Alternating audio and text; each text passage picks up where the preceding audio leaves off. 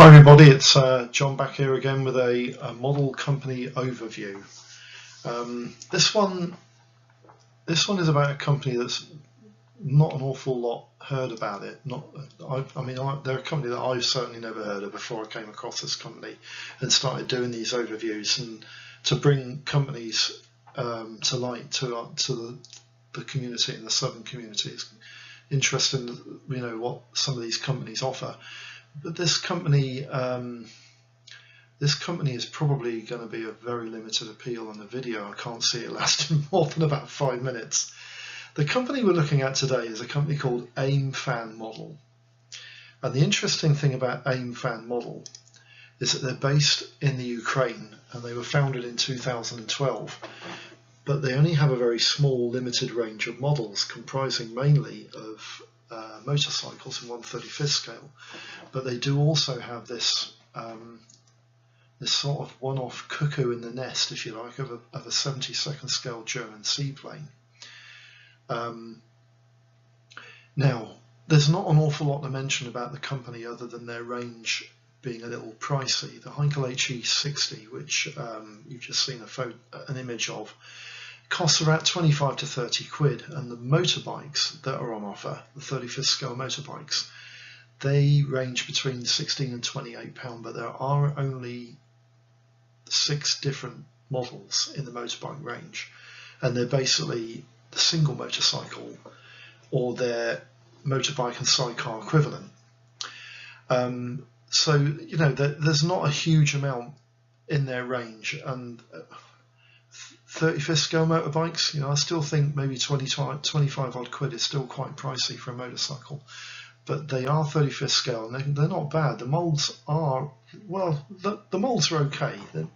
They're low impact injection molding, so they're okay. But AIM Fan Model often utilise PE for the spokes on the motorcycle wheels, and I think it's a nice touch with the motorbikes, and they would be okay for a diorama builder. That's if you wanted 1/35 scale. Now, I want to show you a few slides just to give you an idea what AIM Fan products, what you get in the box when you purchase them, and if you think they're worth the price they are.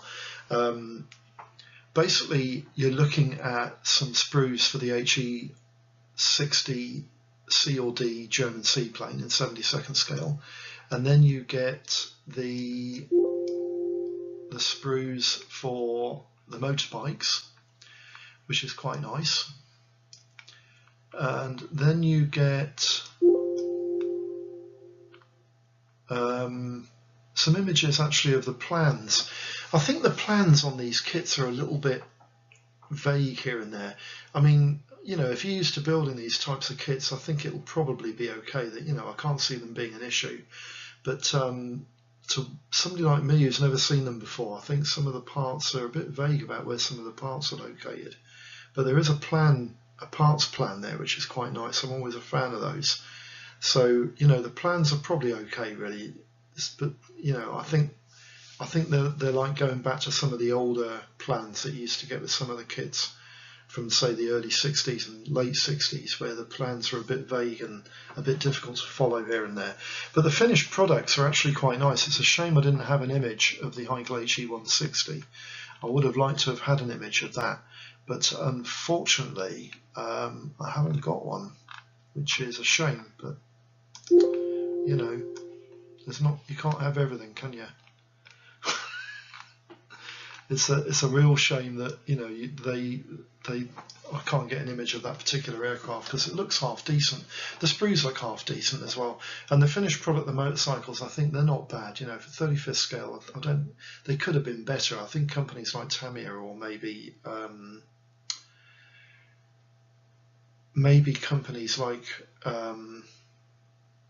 Dragon Italieri might have built a better product, but they use a different style of injection molding, which offers you a little bit more precision and fine detail work to be available to your parts than this company's injection molded methods. So anyway, that's the overview for AIM Fan Models.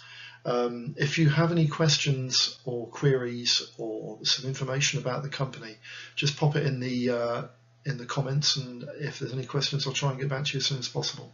Thanks for tuning in, and I'll speak to you again. Bye bye.